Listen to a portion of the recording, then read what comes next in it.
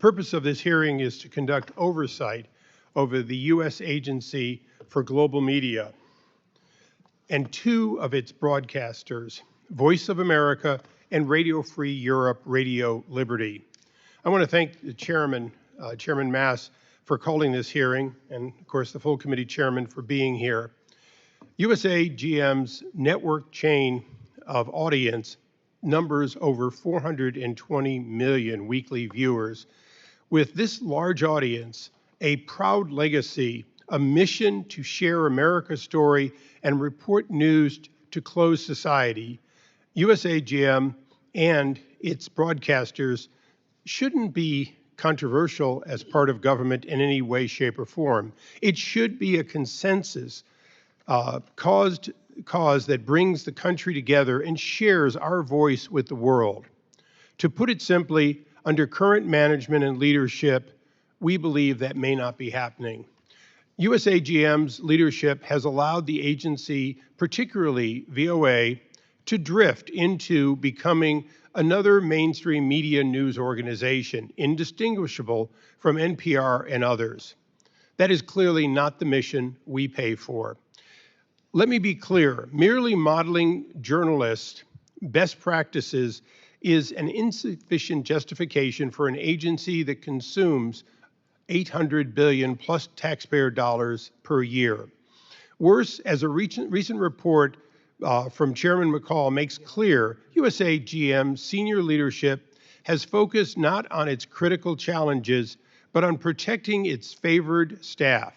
USAGM is the only organization where you can blatantly lie on your resume and get a pass as a Voice of America's Persian News Network did. We would like to know why, and that is part of the reason for the hearing today. Another issue I have personally engaged with Voice of America, it's in its Middle East coverage of the October 7th murders in Gaza. Specifically, its refusal to call Hamas terrorists what they are, Hamas terrorists. Here are the facts after October 7th's VOA reporters were instructed to do, and I'm quoting, avoid calling Hamas and its members terrorists, except in quotes. When my office and others brought this to light, VOA claimed it clarified its response, but it clearly didn't. We have the opportunity to faithfully and truthfully report brutal attacks by terrorists, and we squandered that opportunity to reach millions of people who may have been receptive to that message. Now, this happens before, now, Mr. Aberwitz, this happened before you took offer at VOA. And so I understand that your job is one of taking on responsibility for things you didn't cause, but you now have the job to change it. Which brings me to a larger point. VOA needs to re-engage with its charter, which says, and this one is in quotes, will respect America, not any signal segment of American society, unquote. And, quote, will present the policies of the United States clearly and effectively, and will also present responsible discussions and opinions on those policies. It is the policy of successive administrations and is the unanimous position across all acceptable corners of U.S. political spectrum that Hamas is a terrorist organization, and they've been recognized so before their terrorist attack on October 7th. And its members are terrorists. VOA did not take that stance and violated its charter. It also has been reliably informed that a senior VOA editor took reporters to use attribution because opinion in Moscow, Tehran, and Beijing didn't see it that way. I don't spend $800 million of the taxpayers' money to represent Tehran, Moscow, or Beijing. In fact, these are all adversary states. Your job is to have the people of Russia, Tehran, Beijing, and other countries that repress free speech know what the truth is, not the other way around. You are the voice of America, not the voice of Russia, the voice of Iran, or the voice of China. When confronted with these failures, I have discussed with senior leadership at USA GM, NVOA, you've doubled down and mocked congressional oversight. It's a classic leadership failure, one that can bring down entire agencies. Ms. Bennett, your written statement focuses a lot on successes. Undoubtedly, there have been many successes. I was a soldier in the Cold War, and the radio that went across the Czech border kept us out of a war in no small part and kept the hope alive in the Eastern Bloc. But we cannot address USA GM's failures without working to address its current shortcomings. At a time when American people are demanding to know what value they get from each agency, we must work together to make needed reforms and to root out waste, fraud, and clearly be accountable for the words you use pursuant to your mandate from Congress. And with that, I recognize the full committee chairman. Oh, thank you, Mr. Chairman. I also want to thank Chairman Mast for his work on this issue, and also send my condolences to him. His father just passed away. So to Brian and his family, you're in our thoughts and prayers. The U.S. Agency for Global Media is a critical pillar of America's soft power. It is and will continue to be a beacon of freedom, supplying the truth to those living under tyranny and oppression. USAGM funds critical entities including the Voice of America, Radio Free Europe, and Radio Free Asia, as well as the Middle East Broadcasting Network. These are the radio stations and news outlets that fight propaganda, pushed by state-controlled media under the iron fist of dictators and despots like Putin, the Ayatollah, and Chairman Xi. They've shined a spotlight on the war crimes of Putin. They've even broadcast this committee's work. And like our report on the origins of COVID in China, they played a critical role in translating that report into Mandarin and sending it all across mainland China. But for all the good USAGM is capable of, there remain serious problems with how it's being managed. In early 2021, whistleblowers contacted Congress regarding the reinstatement of Ms. Sitari Sieg, then director of Voice of America's Persian News Network. The whistleblowers reached out to congressional Democrats first, but they were ignored. And when they came to me, the ranking member of the committee at that time, I immediately opened an investigation into their claims of misconduct. The whistleblowers allege wide-ranging abuses, including that Ms. Sieg frequently berated staff, used taxpayer funds for personal travel, awarded government contracts to friends, falsified her education credentials, and engaged in a pattern of favoritism. Additionally, this committee worked very closely with the French embassy, which informed this committee back in 2021 that Ms. Sieg did not attend the prestigious Sorbonne as she had claimed, and she does not hold a PhD or an equivalent. Also, this was established 3 years ago. The USAGM still refuses to accept these facts, but the evidence was clear. The whistleblowers were right. And in light of this investigation, I have serious concerns about employee vetting at this agency. Since this episode represents a continuation of a troubling pattern. But I want to be clear, poor HR decision-making by senior officials does not overshadow the important work being done by their subordinates, nor does it cast doubt on the important mission of this agency. Look no further than Radio Free Europe. Radio Liberty is a shining example of how these outlets should function. I'd also like to commend Mr. Steve Kappas, who is here today, on the work that you've been doing, sir. Journalists working for these outlets are incredibly brave. Some have served time in prison for simply telling the truth. Many of them have fled the oppression of their homeland to report on the tyranny of governments. They can't tell their family where they are or what they are doing for fear of reprisal. What the Sieg investigation has shown is that these journalists' courage is undermined by internal dysfunction at the agency. The U.S. Agency for Global Media must serve as the voice of what Ronald Reagan called the shining city on a hill. But for that mission to be realized, USAGM leadership needs to reestablish its credibility with the Congress. There's nothing more powerful than the truth.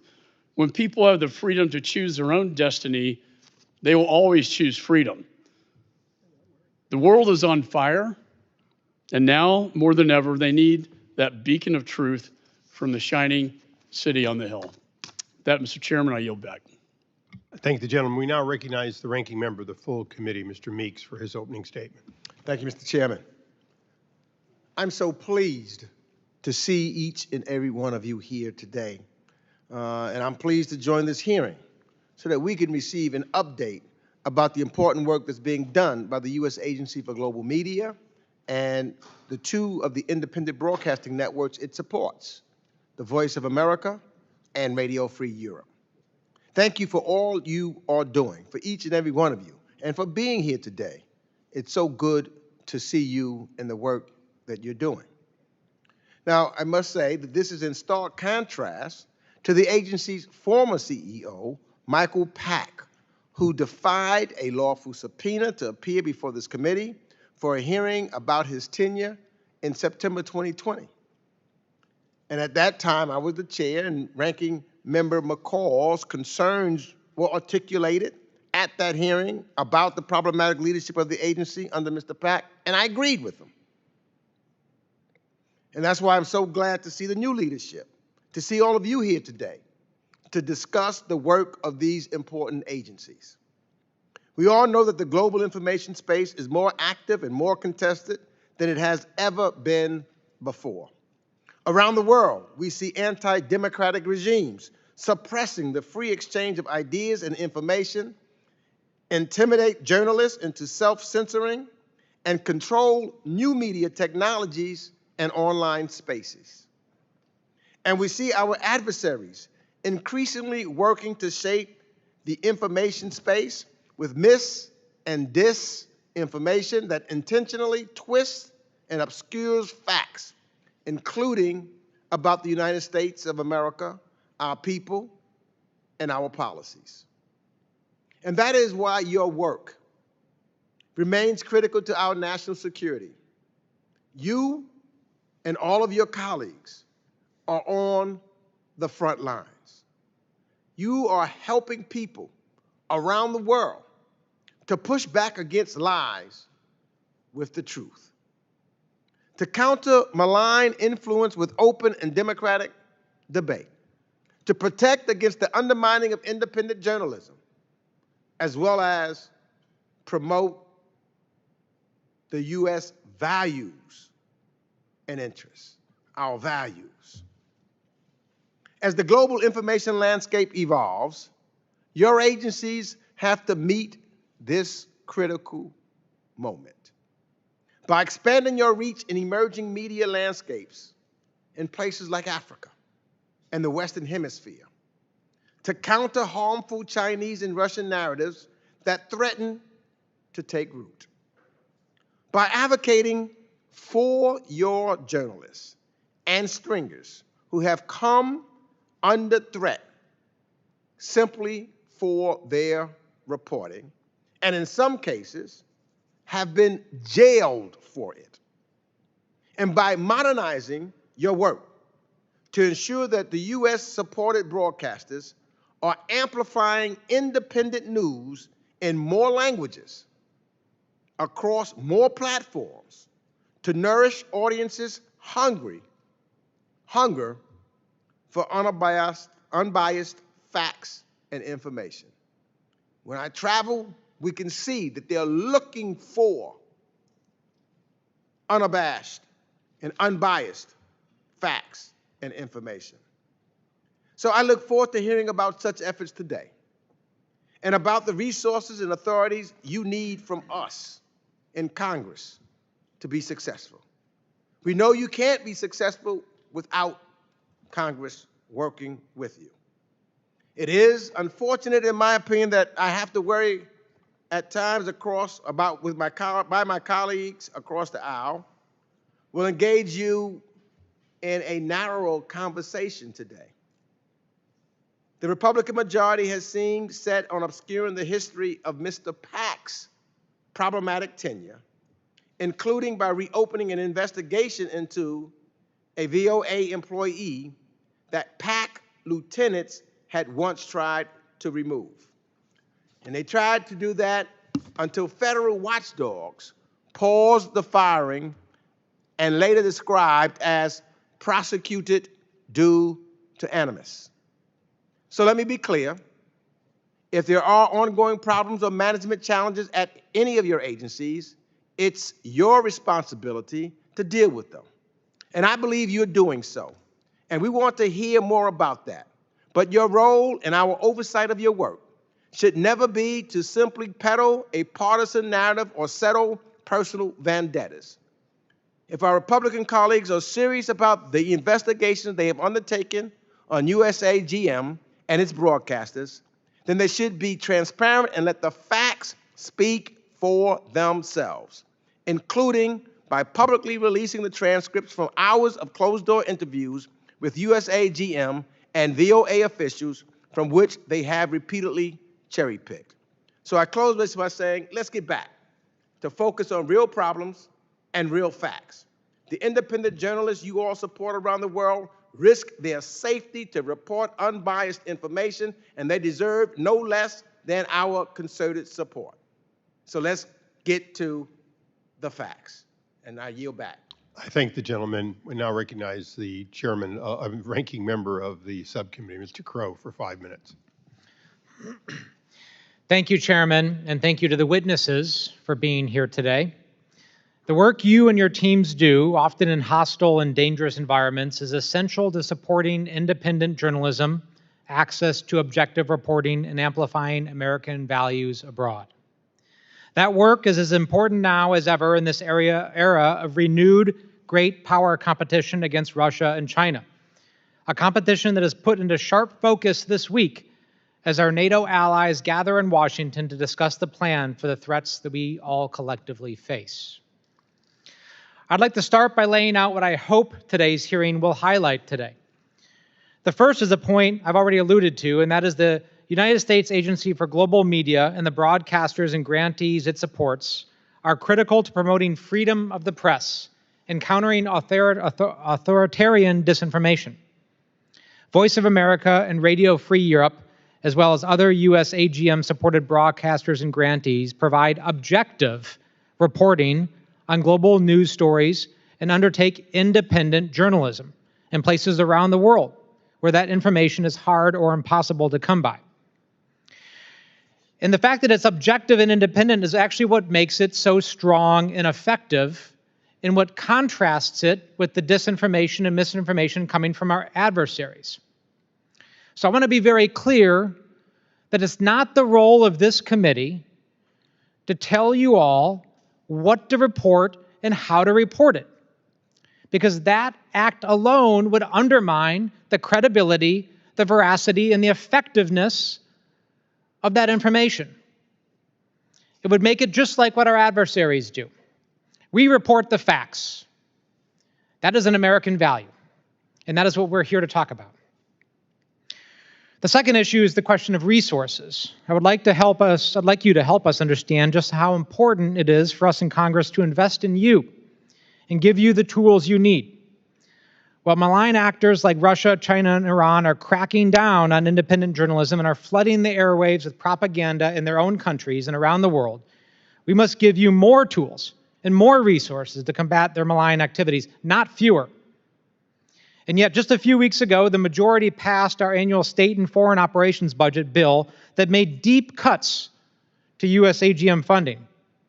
I'd like to understand the risks as you see them of such a dangerous and ill-advised decision. So again, I look forward to discussing with our witnesses the important work that you all do and having a fact-based discussion. Actually, one other thing I want to point out is that in any large organization, there are always HR issues, and it is your job, as both the chairman and the ranking member alluded to, of making sure you run your organizations and you address HR problems. But it is also not the role of this committee to serve as an HR office. We will look at systematic issues, we'll look at systematic problems if there are any, but to take up individual cases based on prior grievance or to settle scores of the prior administration is not the role of this committee, and we will not tolerate it. So with that, I look forward to having a conversation with all of you, and I yield back. I thank the gentleman. It's now my pleasure to introduce our distinguished witnesses before us today on this important topic. First, the Honorable Amanda Bennett. She is the Chief Executive Officer of the U.S. Agency for Global Media. Welcome. Next, Mr. Michael Abramowitz, who is the Director of VOA, or Voice of America. And lastly, Mr. Steve Campus, the President of Radio Free Europe / Radio Liberty. Thank you for being here today. As you know from watching C-SPAN, your full statements will be placed in the record, including not only your written statements, but any additional collateral information you'd like to bring to us. And with that, I would ask to try to limit to 5 minutes. I won't cut you off exactly at 5 minutes, but I will begin tapping the gavel if it goes beyond that so we can get to questioning. And with that, Ms. Bennett. Thank you very much. I'd like to thank Chairman McCall for his statement and Ranking Member Meeks for his statement, Chairman Issa, Ranking Member Crow, members of the subcommittee, and thank you all for the opportunity to be here. I'd first just like to reference the photograph that we have here, and we'll be referring to her quite a bit during our testimony, all three of us here, because she represents the dangers that are facing our journalists today. Her two teenage daughters, Alsu Kurmasheva's daughters, have not seen their mother for months and months and months. She's been in a Russian jail since October, deprived of adequate medical attention and care, and wrongly accused of being a foreign agent. Earlier this year, she wrote, "My greatest wish is to get out of here alive and well. Some illnesses have gotten worse, but medications and regular exercise give me the strength to hold on and endure the pain." Journalism is not a crime.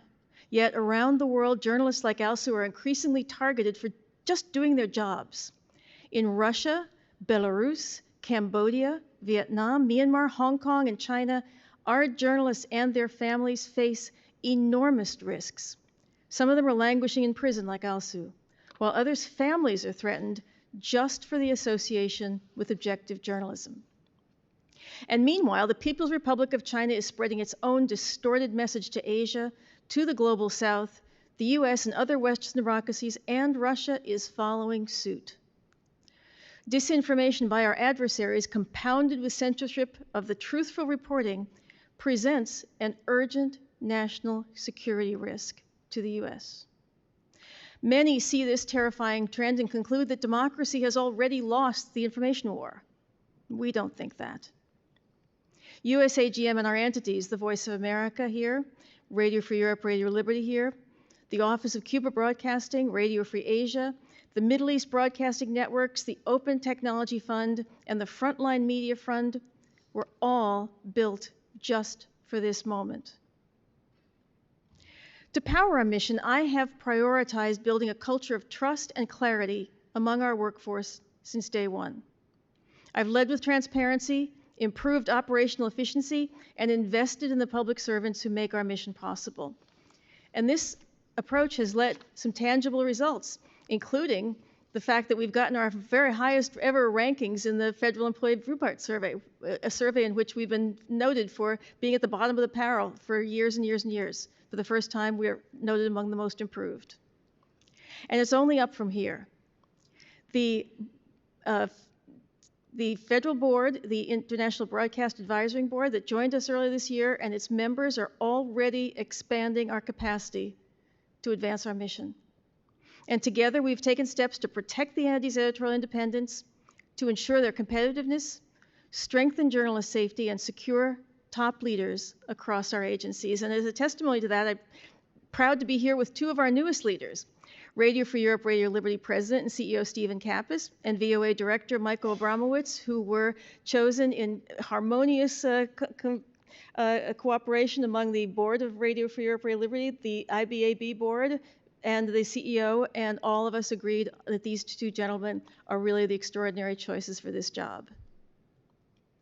Many of our journalists have made tremendous sacrifices and faced enormous risks to report the truth, and they're some of the bravest people I have ever met, and we're doubling down on our efforts to keep them safe. Just to show you what that's like, I'd just like to show you this thing, which here, very hard to lift up even. This is a bulletproof vest. It was provided to us thanks to the reporters at Middle East Broadcasting Networks, and these were used by journalists reporting from war zones in Gaza, Israel, Ukraine, and other environments around the world. And while this protective gear is sturdy, it's only one of the tools we employ to protect our journalists. We've begun providing risk assessments, safety trainings, and recently we established a 24/7 threat working group that's available to our journalists at all times. In addition to journalist safety, we're investing in infrastructure and technology to secure our reach to regions where our reporting matters most.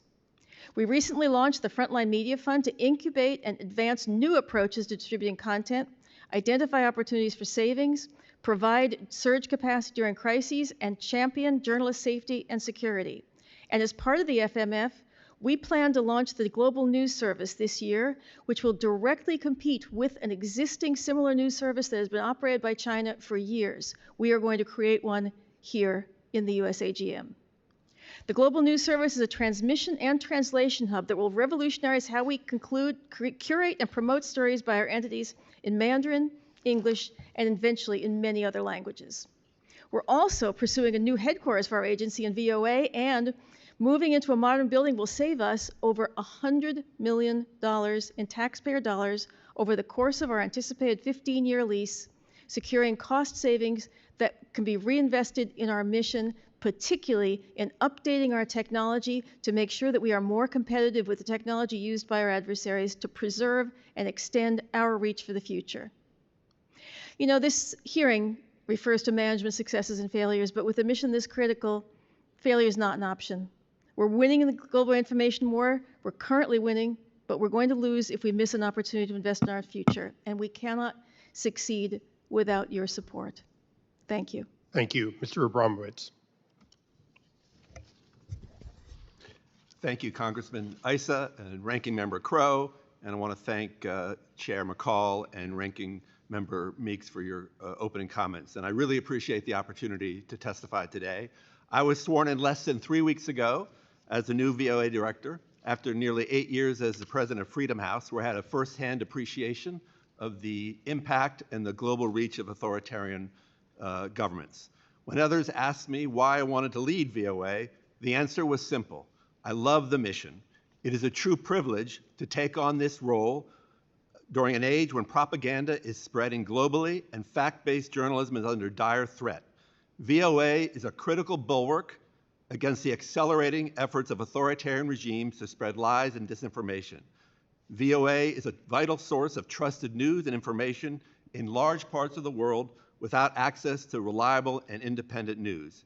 It is a fierce defender of the free press and the safety of journalists who increasingly practice their craft amidst a dizzying array of physical threats. I could not be more proud to be leading VOA with its long and storied history of countering lies with truthful and factual journalism. I'd like to take a moment to express my appreciation to VOA's outstanding journalists and staff who perform their critical work in often dangerous and trying circumstances. Although I haven't been here for long, I'm already impressed with their work.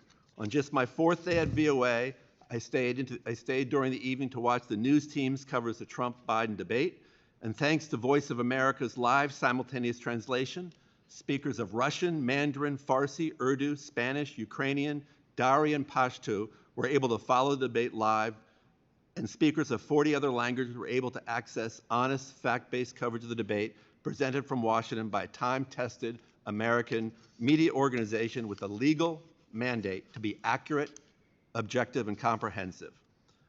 I very much look forward to working closely with this committee and with the Congress more generally. I believe strongly that the nature of VOA's work and its importance to U.S. national security interests should inspire support across the political aisle. Voice of America is one of the most cost-effective foreign policy tools the United States possesses. We are a highly efficient antidote to the disinformation and propaganda spread by our adversaries. As the new VOA director, I promise to protect taxpayer dollars and use our funds effectively to advance our vital mission. And I'll expect myself and VOA personnel to adhere to highest journalistic and professional standards.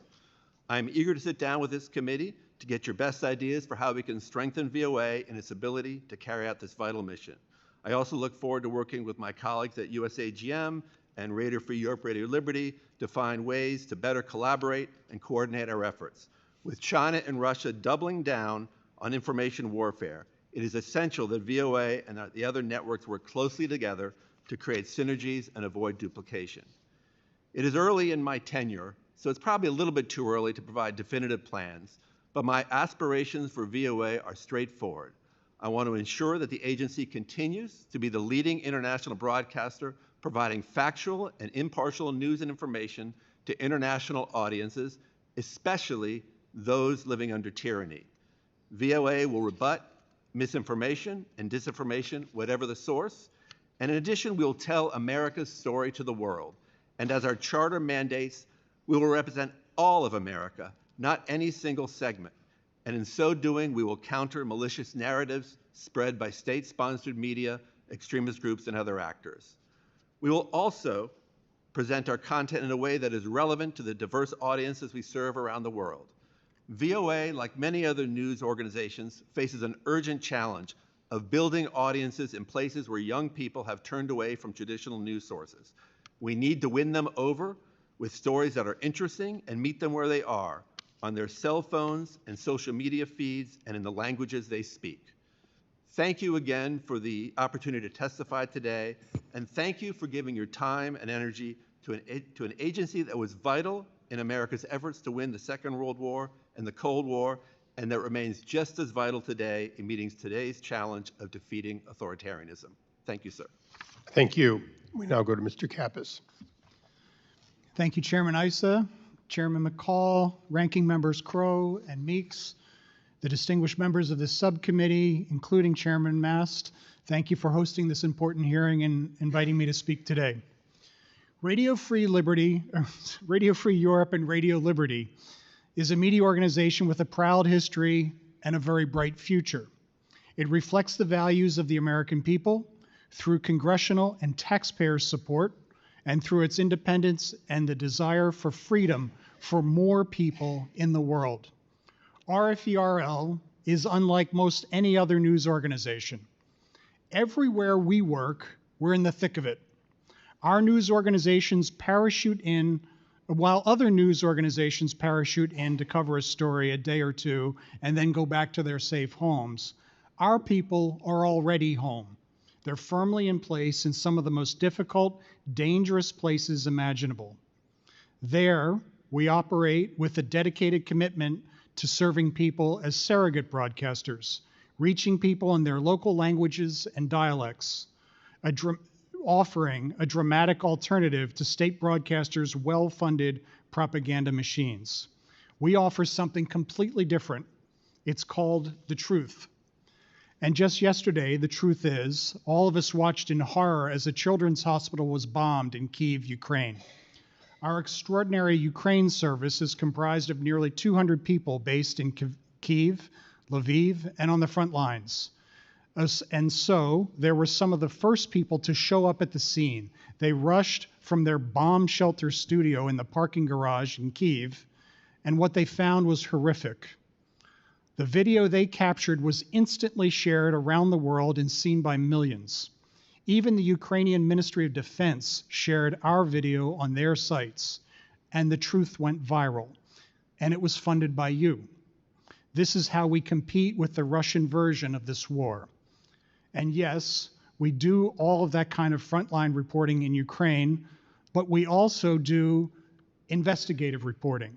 We document Russian atrocities, outright war crimes, and this is important, we also hold the Ukrainian government accountable. Before, during, and after the war, our Ukraine service covers the local, national, and global aspects of this war for Ukrainians in Ukrainian.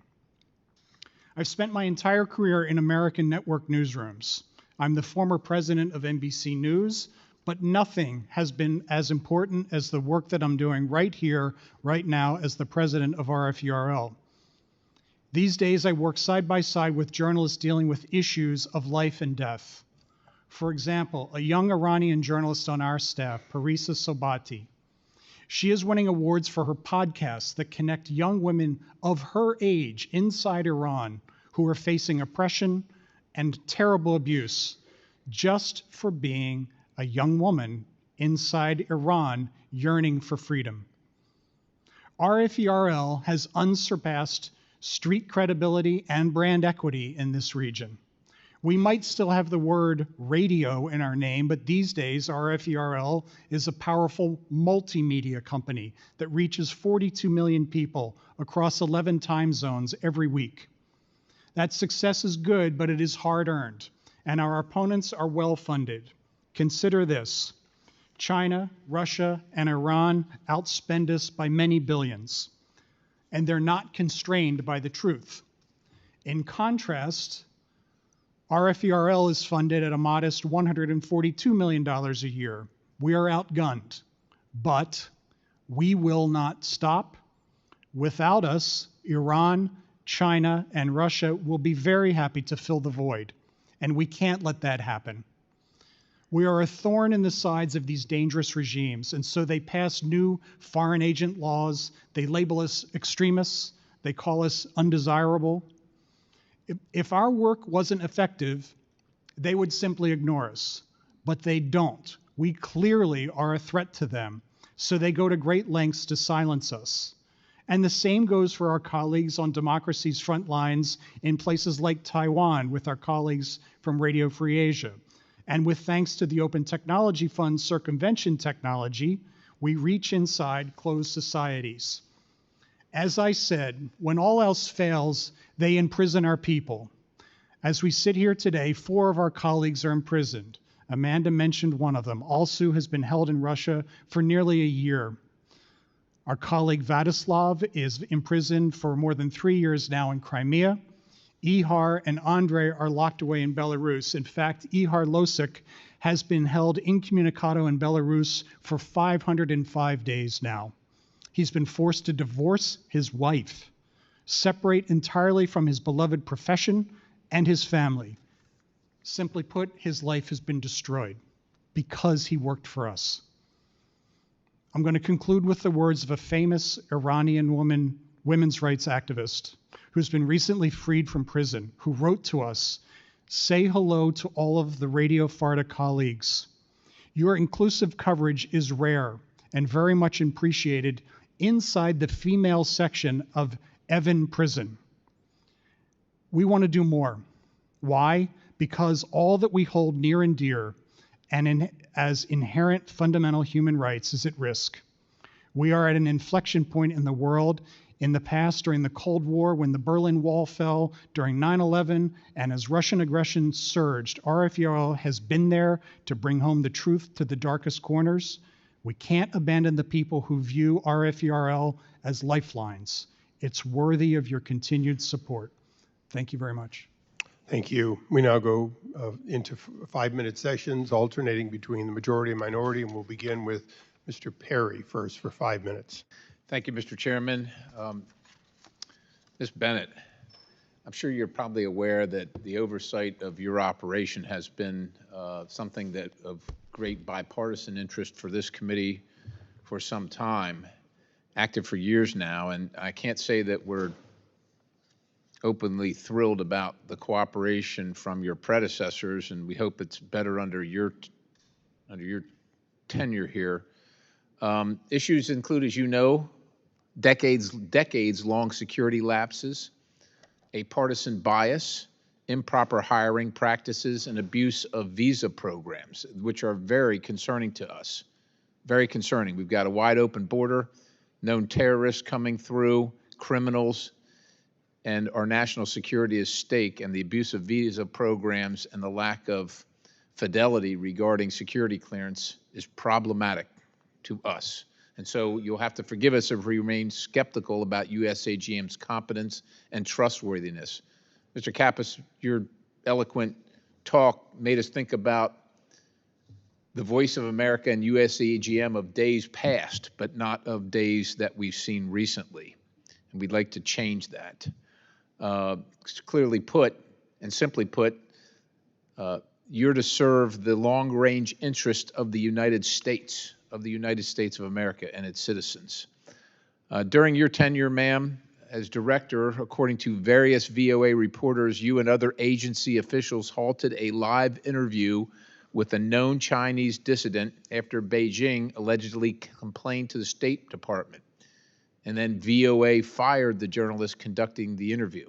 Now, that's the side of the story I got. I'm sure you have something else, and I'm interested in hearing it. But what also concerns me is the VOA used CCP talking points to describe the PRC's COVID-19 response efforts, stating, and I quote, "From Asia to Europe, South America to Africa, China is providing or has pledged humanitarian assistance in the form of donations or medical expertise," unquote. Which might be the right thing to do if you also included the fact that it's very likely, and it's been known for some time and finally admitted, that the likely location of the release of the virus is the Wuhan Institute of Virology. That might be at least a counterbalance.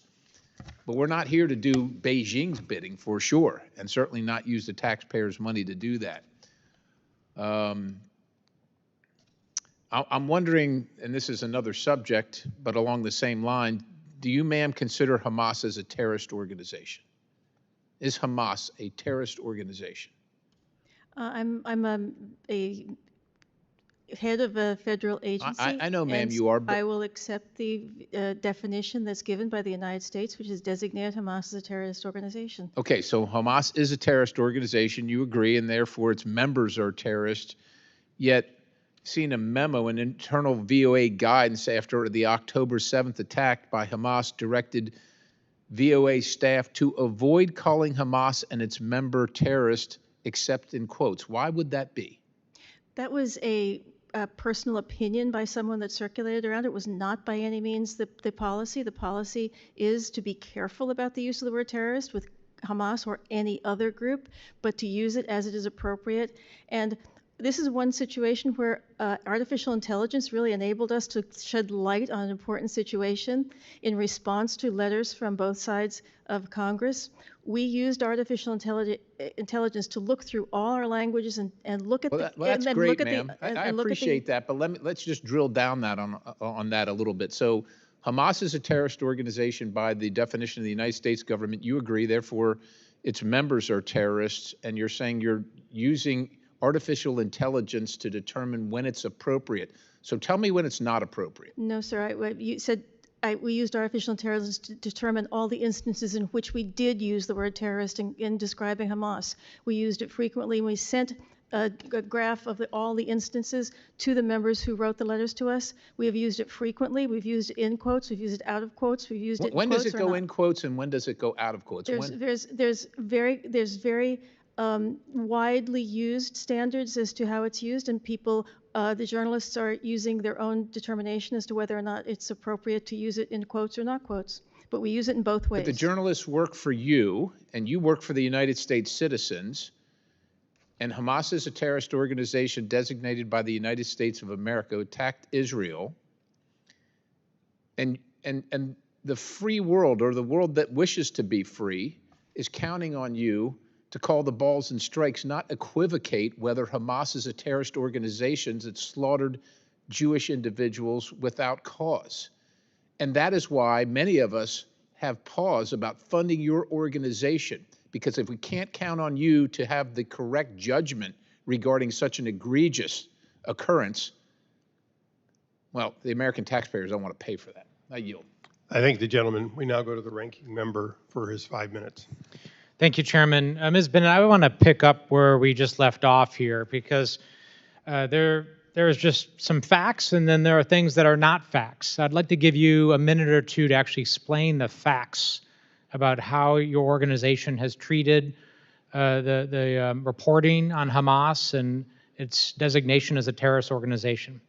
Yes, thank you. And yes, we do not shy away from using the word terrorist in conjunction with Hamas or any other terrorist designated organization. We have found that the examples of many, well over 1,000 examples in which we've used that exactly as you describe in appropriate manners. There are best practices guides that talk about how careful you have to be in using the word terrorist because you don't want to apply it indiscriminately. And the thing that originally started this discussion was mistakenly described as a policy, when in fact it was an email sent around to staff by a person who was expressing her opinion, as I think we're all entitled to do. It did not represent the policy. The policy is, as I've stated, which is that we are careful with the use of the word terrorist, but we did not shy away from using it in conjunction with Hamas or any other terrorist group. And just to clarify, you're careful with that use of that word because it's a serious word. You take it seriously. You're careful generally. We're careful generally in using the word generally, and that applies to Hamas or any other terrorist organization. And you've never shied away from using it with regard to Hamas as a matter of policy. We have never, and we can provide examples of it to anyone who requests and have done in the past. And to clarify, your use of AI wasn't actually to determine whether or not to use it, was actually to do the extra due diligence and to make sure across your entire enterprise that you were looking at all instances. So you actually were going kind of above and beyond by doing a scrub using AI. Is that accurate? That's correct. For the very first time to do a scrub in all the languages that are used inside USAGM to look and make sure that we were using appropriately as everyone rightfully demands us to do. Okay, thank you. I want to touch on the issue of budgeting and resources. I mean, you outlined in the beginning the incredible case as to the powerful tool. And Mr. Kappas, you said it so eloquently when you indicated that the response from our adversaries actually indicates how effective you really are. I mean, they come at you and your journalists and reporters very hard because you pose a threat. And you pose a threat because you're good and you're credible and you're an important tool. So if we were going to cut your budgets, as the majority proposes to do, what would that look like in your organizations? What would be those hard decisions, those things you wouldn't be able to do for us? We can start anywhere we want to start. Wow. I would say it would have a devastating impact on the work that we're doing, and I mentioned some of that in my opening statement. The work right now is vital. We are, without a doubt, targeted by Russia, by Belarus, by Iran, by China, you name it. And if we leave the playing field, if you will, if we leave that space to those countries and their propaganda and attempts to sway public opinion, we're giving them that terrain to themselves. We're busy in all of these areas. The degree of threat that our people face cannot be understated. Right now, we have to devote significant resources to advocate for our people, legal resources to try to get them out from behind bars, and I don't want to leave anybody behind. That's the other thing that goes along with the mission of these organizations right now, is to take care of our people. Thank you. Any other thoughts on that, Mr. Abramowitz? I would just say that on the issues that this committee cares about, that we care about, coverage of Iran or Russia, it would be quite devastating to have the kind of cuts that I've seen bandied about. What's interesting to me, just in the first few weeks of being at VOA, is that I see that when big news stories happen, like the debate I mentioned, but also 2 years ago during the Women's Lives Freedom protests in Iran, during the recent terrorist attacks inside Russia, that we have a large reach in those countries, and the people of those countries come to VOA because it's the only source of information to kind of counter the false information that is coming from the government. And so that's what the concern would be, that we would steadily lose that ability to push back against that false information. Yep, thank you. I yield back. Thank the gentleman. We now go to the gentleman from Tennessee, Mr. Burchett. Thank you, Chairman Issa, Ranking Member. Ms. Bennett, Satara Siege was fired for lying on her resume, for mishandling taxpayer dollars, and harassing staff at the United States Agency for Global Media. Why was she rehired? Sir, Microphone.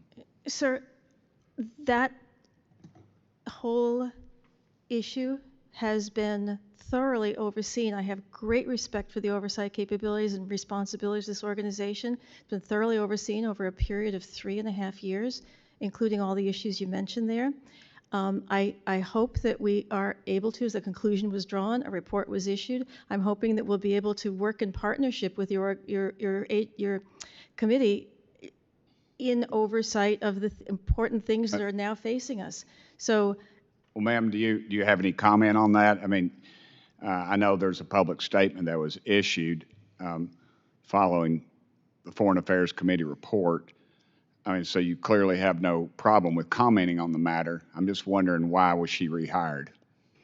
sir, it's really, as you know, inappropriate to talk about personnel issues in an open forum like this, although this whole entire issue has been very thoroughly vetted. Well, ma'am, it's taxpayer money. I think it's very appropriate for us to talk about it. And I would ask you, I would issue some caution there. You know, the Privacy Act doesn't apply to Congress, and these are taxpayer monies. And these people, ma'am, you know, we had whistleblowers tell us that this lady was harassing staff. I mean, is that what's acceptable? So at you're Global right. Media? We have spent 3.5 years being exceptionally cooperative, really trying to answer every question. You answered every question, but you rehired her. Sir, we dealt with that issue. We talked about it. It's in the report. Well, I appreciate the talk, ma'am, but rehiring her to me is really defeats a lot of the purpose of why we're here. I think it was pretty much proven that in the committee report, it was unequivocal, and has even proven by a third-party credentialing service what went down on that deal. So that's very disappointing. You know, y'all released a report detailing Ms. Siege's offenses for which she was fired. Do you agree the committee's findings are accurate?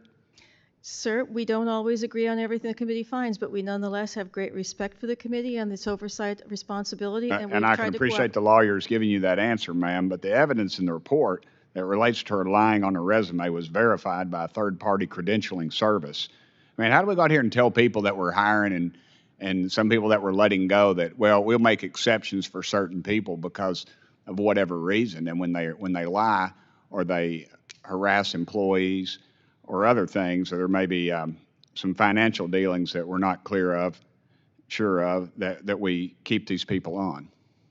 And sir, as I say, we were extremely cooperative in talking to you about every single thing that we've been asked to talk about, and the report reflects the committee's view of it. Ma'am, let me ask you this: Do you believe the whistleblowers who spoke about Ms. Siege? Do you think they told the truth, or do you think they lied? Just tell me, what do you think?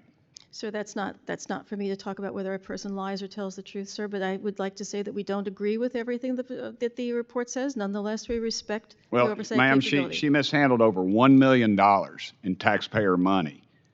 Is that alone not a fireable offense? Sir, those allegations, long before I came back to the agency, were, I think, deeply investigated and found to be without merit, which is why I believe that the investigation focused in on the educational credentials and not on these other allegations, because they were disproved very early on, long before I came here. Well, third party, I believe, begs to differ on some of those issues. Who else receives this level of special treatment at USAGM? Is there other people that have followed on the same path that you know of?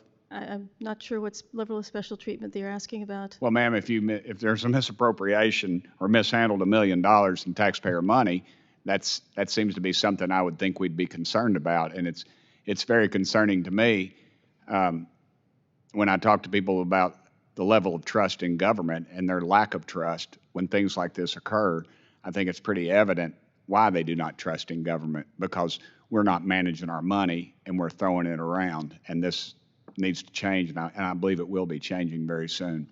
Thank you, Mr. Chairman. I yield back. Thank you. The gentleman did seem to want to know if there was merit to her false allegation that she had a PhD from a French university. Can you answer that on the record, please? Again, sir, we answered these questions many times, including with 7 transcribed interviews by all the people involved. I'm just asking if you could answer on the record whether she has a PhD or not. That's not a private question. And I think that was part of the gentleman's inquiry. I think I need to defer to the testimonies that have been given by our people under. Then let the record show that she did not have it and that those were truthful, that she had lied about it. And we'll let it leave it that way unless we get something different from a witness. With that, we go to the gentlelady from Nevada, Ms. Titus, for her 5 minutes. Thank you, Mr. Chairman. I would like to talk about some of the languages that you include and some that you don't. I've worked a lot with the Appropriations Committee to highlight the importance of including the Mongolian language. There are 9 million Mongolians out there that are in Mongolia, in Russia, in the People's Republic of China, and we're just not reaching them. And yet Mongolia is a neighbor that we need in a kind of an unfriendly part of the world. They have an opportunity to do independent foreign policy. They are leaning towards the West and democracy. We need to get information they have, and they need to hear from us. I wonder, Ms. Bennett, can you talk about what steps you've taken to try to establish a Mongolian language service? There's a Mongolian caucus here in Congress that would be interested in hearing about that. Congresswoman, I completely agree with you as the importance of the Mongolian language, particularly as it relates to its neighbors in the People's Republic of China and the issues surrounding it. And yes, we have done a fair amount of study and research as to the feasibility of adding that language. But unfortunately, like so many of the other languages that we would also like to add to reach those people, the recent budget cuts have made this really impossible to do. We have put it on our list, we've looked for it, we're going to request that funding be made available for it, but unfortunately it's just a victim of the current budget situation, for which I really feel deeply sorry. Well, I do too. I know that the report for FY25 mentioned that this was something that we should be doing, and then to cut the resources to make it impossible just seems not in our own national security interest. I would agree with you, Congresswoman. What are some of the other languages that you're looking at, like Mongolian? Well, there's a number of places that we'd like to think about broadcasting into that we talk about. Just off the top of my head, there would be perhaps in the Philippines, the languages that reach the Philippines, Brazil, India, these places that originally were thought to have very robust free press availability, which no longer do. There's many, many parts of the world nowadays that we would like to really consider adding a broadcast to, and I think that those places would welcome our presence. Oh, I think so too. Well, see if we can't make that case to get that funding back. Yet another reason why the budget shouldn't be cut. So let me ask you this. In Eastern Europe, we're seeing more and more regimes becoming more repressive. You've got Lukashenko in Belarus, and you've got Hungary, Poland. Moldova seems to be next. As you look at, after Ukraine, the pieces that start to fall, Moldova certainly is, kind of in that pathway. We've got a limited presence there, but despite the fact that Moldova gets an awful lot of propaganda from Russia, could you talk, Mr. Kappas, about some of the maybe bright spots in that region and how we could increase funding there to push back Russian narratives? Well, we do have a presence in Moldova, and they're doing some fine work right now. All across that Eastern Europe, and you get into the Caucasus and other areas. I was just in Georgia 3 weeks ago visiting our staff, dedicated staff that we have in Tbilisi. This is a group of people who not only are Georgian, but this is also a group of people who we've had to relocate several times. They used to work for us in some cases in Russia, then we moved them to Kyiv, And now we've moved them to Tbilisi thinking that would be safe. And now, of course, this terrible, yet another one of these foreign agent laws has been passed in Georgia. And so they're facing an uncertain future as well. We can't afford to continue to open one office, close another one, open in a new place thinking it's going to be safe. We have got to, and to be clear, we don't just simply do that as soon as it gets a little difficult. Everywhere where we operate right now, things are difficult. We stay there as long as we can keep our people safe, because the audiences expect us to be there. But it's an important task. There's a lot of overlap with where you are. You mentioned Georgia and then Kyiv and making those moves. With HDP, the House Democracy Partnership, we are trying to do some of the same things that you are doing, but working through legislative bodies in some of these countries that are in very difficult neighborhoods. I think it's a good partnership, and I'd like to see it strengthened, not weakened by budget cuts. We'd love to welcome you to Prague sometime to talk about it. Thank you. I yield back. We'll now go to the gentlelady from Pennsylvania, Ms. Dean, for 5 minutes. I thank you, Oh, Chairman. would the gentlelady yield for just 1 second? Just want to get this in the record. I'd ask unanimous consent that documents from Carol Gunsberg, dated October 20th and October 10th, be put in the record. And her title is the Associate Editor, News and Standards and Best Practices. Without objection, to be placed in the record. I apologize, and please go forward, ma'am. Not at all. I thank you, Chairman Issa, and my sympathies to Representative Mast and his family. Thank you, Ranking Member Crow, for holding this hearing today, and I'm especially thankful to the three of you. It is an honor to be in your company, to be in conversation with you, with the extraordinary work, the body of work you all have done, but especially what you are doing now. Please send my regards to all those you work with. They are well led by you, and that might reveal that I'm a little puzzled by some of the focus of the questions today on personnel matters, because what you are doing is so incredibly important, and we need to be an appropriate partner with you, not overseeing HR. I'd like to talk first about combating disinformation. We've seen a startling rise in the spread of misinformation, disinformation, and plain flat-out lying, both domestically and across the globe. We've even heard instances in this very room, which I find so regrettable. I've made a point to call out disinformation when I hear it and try to correct the record, because after all, if we are not operating under facts and truth, we are not operating well. I firmly believe we must ensure that people have access to reliable, fact-based information. We must support credible, unbiased media organizations that work to provide that information globally. Ms. Bennett, you say in your written testimony, quote, disinformation by our adversaries paired with censorship of truthful reporting threatens the viability of fragile democracies and presents an urgent national security risk to the United States, end quote. Mr. Kappas, you similarly state that reinforcing the democratic foundation of other nations contributes to the safety and security of the American people. And I know, Mr. Abramovitz, you have similar responsibilities. How do you all check?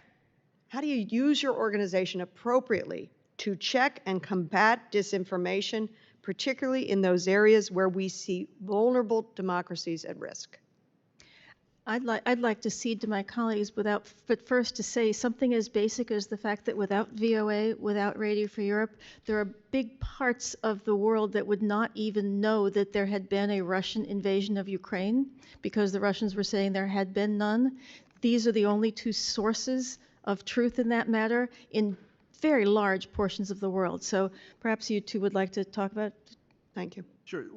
Well, we do it in a lot of different ways. I think one of the things that we have different we have 48 different language services, and each of those services approaches it differently, but often there are, fact-checking or disinformation monitoring types of enterprises, that are carried out that are appropriate for each culture. So, for instance, the Mandarin desk, I've learned, we have a disinformation desk. And they were looking, for instance, at how Google's artificial intelligence gave answers online, and they discovered that often the answers were in line with Chinese propaganda. Then when the chatbot the Google chatbot was silent on issues like human rights abuses in Xinjiang or street protests against COVID. And so our team of reporters surfaced that, and that became something that got public, and many members of Congress and both parties learned about that, and they publicized it. So it's dozens of different exercises like that across the news services that we do that. Thank you. Mr. Kappas? There's a number of things I'd like to say about this, and I appreciate the opportunity to talk about it. I would say that all of the services, and you have to remember that we're operating in 23 different countries, 27 different language services. All of our entities have the mandate of identifying disinformation campaigns. Often we're some of the first people to spot them before they go viral. And so they have the mandate to find them and then report on them.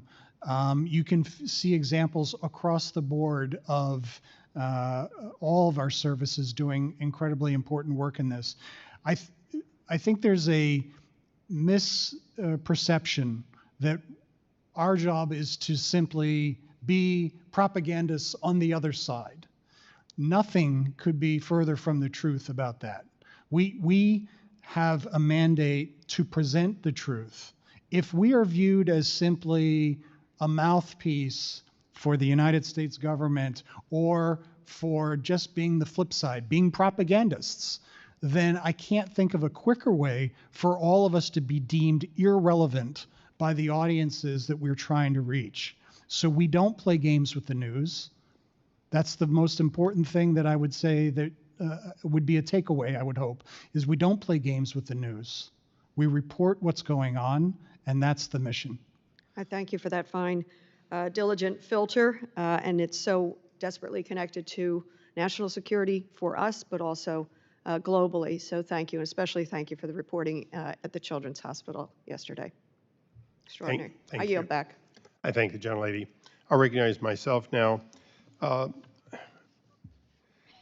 Ms. Bennett, the committee has asked for and not received any substantiation, including dissertation, grades, documents from a university showing this alleged PhD. We have a valid whistleblower and substantiation from the French government that she does not have the degree from the Sorbonne that she says she has. Now, you've refused to answer. You're saying that you'll let the reports speak for themselves. So on behalf of the full committee chairman, I'm just simply going to make sure that on the record, this committee believes that you have rehired somebody who lied about their degree, and they've been reinstituted as somebody over the control of others in a position of authority. Now, that's not an HR statement. That is, in fact, a management statement pursuant to this committee's oversight and pursuant to what we do when we have whistleblowers report false allegations. Until or unless you find a way to change that, on behalf of the chairman and on behalf of myself, we will still stand feeling that you have not righted the ship. If you can find an explanation showing why you believe she should be rehired because her claim was not false, or that you are perfectly happy to have somebody who has lied, but they're pretty good at other things, then say so to the committee. And until you do so, that's where the record is going to be, since you refuse to answer. Now, as to Carol Gunsberg, her title, which I already put in the record, is the Associate Editor of News Standards and Best Practices. That's not somebody just sending something around. That's somebody with the authority to say how things should be done and to interpret what best practices are. Is that not true, ma'am? At the time, she was the acting in that position, and she was interpreting on her own behalf. Ma'am, she had the title.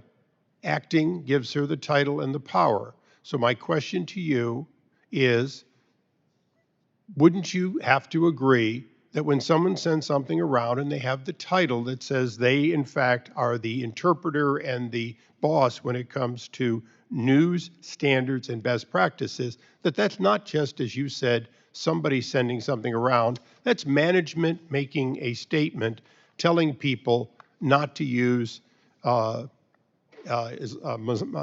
terrorist, except in quotations. Wouldn't you agree to that? Sir, she interpreted the best practices information, which is readily available to everyone. We went through a great deal. It was a loose interpretation. It was immediately reinterpreted by management, and we were When did that reinterpretation occur? It did not occur on the 7th, 8th, 9th, 10th, or all the way through the 20th. When did it occur? Sir, unfortunately, this was done at Voice of America before Mr. Abramowitz's tenure there, so it was not done under his direct supervision, so we'd have to go back and look, but I was made aware of the time that there was a reinterpretation and a re-encouragement that people look to the best practices guide, which is readily available to every employee of USAGM. So, in the intervening 2 months, one of the things that happened is I met with the acting head of it, and through a whistleblower discovered they went back and mocked the meeting and our idea that we would question whether that was best practice. So once again, for the record, it was more than 2 months. We are here because we do provide authorization and ultimately appropriation of an amount that over the years has been many billions of dollars. I believe in your organization, and I believe that the hardworking men and women, many of whom aren't Americans, they're across the globe, and they're operating, trying to bring the truth to people. I would ask all of you, and I know I didn't ask all of you questions here today, I'd ask all of you to go back and ask the question. We don't want you to be propaganda. We do know that people take great risk. But we also know that the voice of America and its other namesakes are in fact supposed to be the voice of an American position of liberty, an American position that promotes the human side of freedom. And it's not completely without a bias. It, by definition, does have the American bias. It does have the bias of the free world. That's what we did. That's what we sent over the Berlin Wall and throughout the Iron Curtain for generations. And so I'd ask you to please take a good look, because the term best practices for gentlemen, including Mr. Kapos, the definition that exists at CNN versus Fox, neither one of those definitions work. And the definition at the Washington Post and the definition at the New York Times, quite candidly, when we contrast them, they're not looking at the same book. So your definition has to be consistent with a mandate that comes from Congress and a tradition that I think everyone on both sides of the aisle here today can be supportive of. And I know I've been tough on you, and I'm doing this on behalf of the chairman of the subcommittee, but I'm also doing this because I believe in your organization. And I would hope that this hearing isn't just one of those things you slough off and say, oh, that was good, we got it done. But you actually ask the question of, couldn't we do better than saying we have best practices, and say, you know what, we have uniquely the type of practices we're proud to come before Congress and show them what we do. And please continue using your AI to sort of figure out whether you have some level of consistency over so many languages. With that, I would ask if anyone needs a follow-up question. Thank you, Chairman. The only, this is less as a question, just wanting to point out in response to the questioning about this employee and the employee's credentials. The minority has, on numerous occasions, requested from the majority the transcripts of the TIs that the majority took at their request during the conduct of the investigation that is underlying the report. The majority has not released the transcripts from those TIs. So in the interest of transparency, in the interest of bringing to light all of the facts of this case, let's just release those transcripts so we can all see for ourselves what it is we're dealing with. What do they have to hide? So we will again reiterate our request from the minority to the majority to release the transcripts of those TIs so we can have a more thorough and open conversation. Thank you, Chairman. Thank you, and we are asking whether we can get you a direct answer to that. I will, from experience, comment just briefly. As you know, you had members of your side in those transcribed interviews, and for purposes of the committee, you are free to ask questions relevant to that and even to opine on what you believe you understood in those hearings. They are not closed from essentially your release. If they are transcribed interviews, they are free even for you to say a great deal. If they're depositions, then the actual release requires a committee vote. But I would only say from my own experience that please feel free to bring copies or to refresh your memory and ask questions from it in the future. And hopefully we will be able to release all or whatever's mutually agreeable between the majority and minority shortly. Ms. Titus, do you have any further comments in closing? Yes, thank you. I just wanted to ask Mr. Kappas if he could briefly give us an update on Ms. Kermasheva's situation. We've met with her family, and we know she's being held. She's one of your journalists. Could you tell us where she is, how she is, what's happening? Well, thank you for asking. Number one, she's a beloved colleague of all of us. She's been a resident of Prague for 25 years. She is an American citizen. She made what we now know is a mistake, not reporting inside Russia, but she went home because her mother was quite ill. And she went back to visit her, and when she went to leave, they stopped her, and she's been there ever since. She's been in prison now for 8 months, and sometime this summer, she will face a formal hearing. All of this has been pretrial. She will face a formal hearing. The charges are baseless. They have been brought up against her, we believe, because she works for us. Her conditions in the prison cell have been terrible. She was forced to sleep a mere few feet away from a hole in the floor that doubled as a toilet. And recently they moved her into a different facility. We have had to take the Russians to court in order to get just basic level of health care for her. And she's had some concerns. We've had to push to get those conditions treated, and we've had to go to court in order to get that done. She's not been able to have communication with her family. The United States has tried to send consular visits to her cell. We have been pushing the United States Department of State to give her the wrongfully detained designation, which we believe would give her the full weight and support of the United States government as we push for her release. And to date, she's not been given that designation, though we believe she meets each and every one of the criteria necessary. Her detention has been a blow to the organization because all of our people know that there are inherent risks, but this goes to a whole other level. And we feel most profoundly for her 12-year-old and her 15-year-old, two daughters who are wonderful, and her loving husband, who also works for us.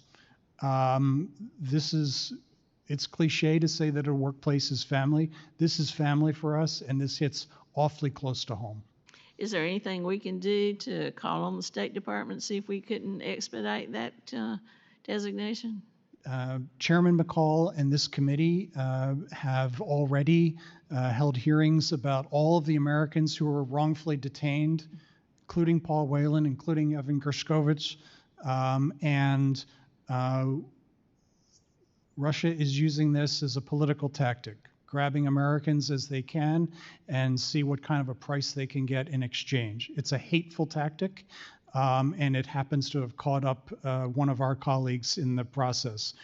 yes, we would like to see the designation because we think it would help also, especially as she's about to go into the formal hearing sometime this summer. Thank you. Thank you. Mr. Perry, any final words? Yeah, thank you, Mr. Chairman. Just following up, Mr. Kappas, why do you suspect there's a delay in her receiving the designation? I mean, we hear the stories, and of course, they're heartbreaking, and they're unacceptable, they're outrageous. Why would there be any delay whatsoever if you know? I'm not sure I can answer that, sir. I believe that we've had a very high level engagement with the State Department, and they have said, and we believe, we take them at their word, that they're doing absolutely everything they can to get her out, even without the designation. Do they think having the designation imperils her freedom? I don't. I think you'd have to ask them that what their concern is. I think that they. I believe that they would like to see her released as well. And Well, I sure hope so, but my No. goodness. I mean, when they say they're doing everything they can and we're waiting on a designation, and it's your studied opinion that the designation would aid in her release or at least her defense, I can't imagine what the rationale would be. And if you do get the answer anytime timely, I think certainly I'd like to have it.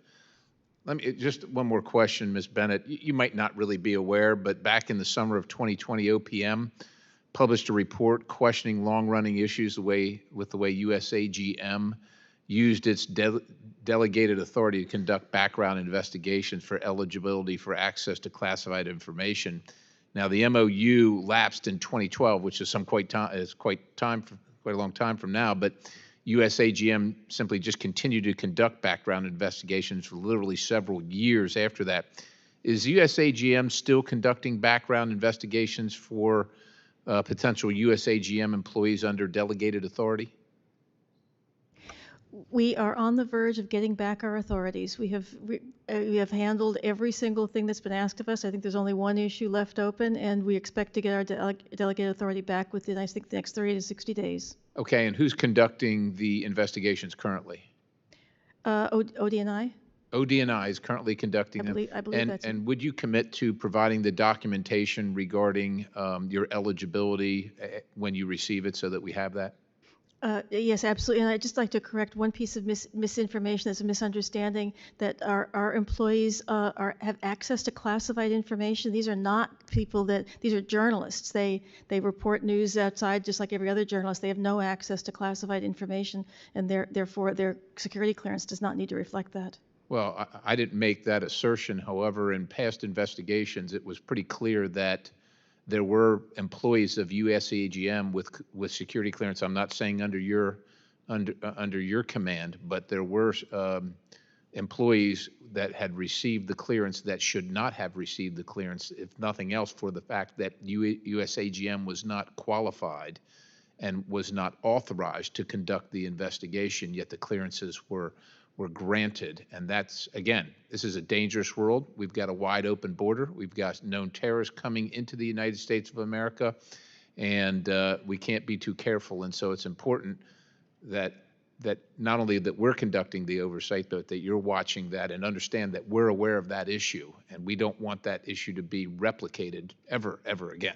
I feel proud of the work that the staff has done in clearing up the issues that have been raised, and that we're very close to receiving our authorities back again. I'm very pleased with that. All right. Thank you, Madam. Mr. Chair, you. I thank the gentleman. That brings to a close this hearing. I want to thank the witnesses for their valuable testimony and the members who asked questions. Both those members and other members of the subcommittee will have some additional questions for the witnesses. Would each of you be able to answer questions you receive in writing in the next 5 days? Yes. Yes. Thank you. Please let the record reflect all answered in the affirmative. The chair now. Can I just go ahead, Mr. confirm? Crowe. I just want your question was, Chairman, that they agreed to answer questions in the next 5 days. Are you saying those are questions that the members will posit in the next 5 days? I just want to make sure we're not committing them to answer within 5 days. In the closing, it'll say, Okay, all right. members may have 5 days in which to. Yeah, I just want to make sure that's what you were referring to. Thank Yes, you. thank you. All right. Pursuant to the committee rules, all members may have 5 days to submit statements, questions, and extraneous materials for the record, subject to the late limitations and without objection.